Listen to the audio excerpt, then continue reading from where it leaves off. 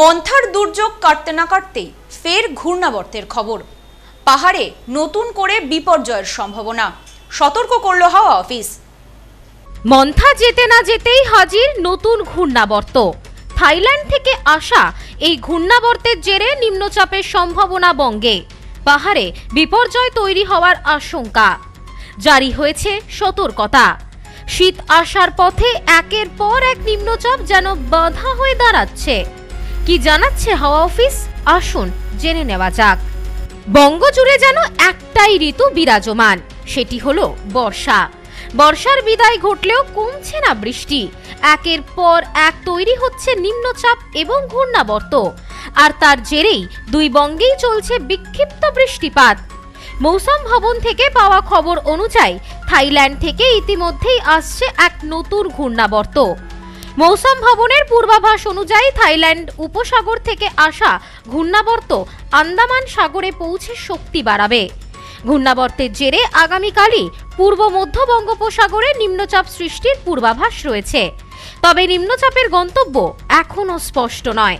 Cyclone Montha একদিকে যেমন অন্ধ্রপ্রদেশ, তামিলনাড়ুতে তাণ্ডব চালিয়েছে, তেমনি বাংলাতেও পরোক্ষভাবে প্রভাব পড়েছে। একাধিক জেলায় মাঝারি থেকে হালকা বৃষ্টি হয়েছে।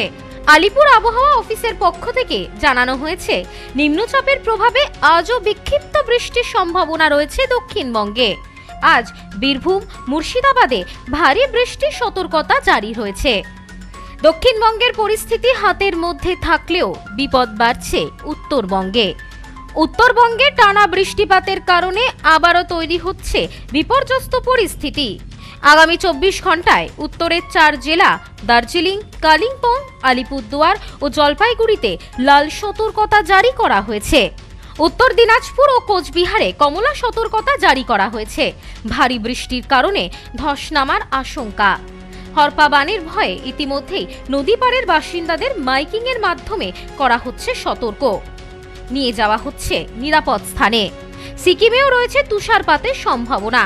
এদিন সিকিমের লাচুং ও ইয়ুংথামে ব্যাপক তুষারপাত হয়েছে বলে জানা গিয়েছে। ইতিমধ্যেই পাহাড়ে যারা ঘুরতে যাওয়ার পরিকল্পনা করছেন তাদেরকে সাবধান করা হয়েছে হাওয়া অফিসের পক্ষ থেকে। আগামী দিনে বৃষ্টির পরিমাণ বাড়লে বিপর্যস্ত পরিস্থিতি তৈরি হবে বলে মনে করছেন আবহাওয়াবিদরা। তাই পাহাড় যাওয়ার আগে আগাম সতর্ক হন, জানালেন আবহাওয়াবিদরা। আর এই বৃষ্টি শীত আসার মুখে বাধা হয়ে দাঁড়িয়েছে দক্ষিণবঙ্গে। তবে নভেম্বরের শেষের দিকে শীত পড়বে বলে মনে করছে হাওয়া অফিস। তবে জাকিয়ে শীত পড়বে কিনা সেই বিষয়ে এখনো কোনো আপডেট নেই হাওয়া অফিসের। তবে নভেম্বর থেকে উত্তরবঙ্গেও শীতের পরিমাণ বাড়বে বলে মনে করছে হাওয়া অফিস। ব্যুরো রিপোর্ট, নিউজ স্নোম্যান্সল্যান্ড, কলকাতা।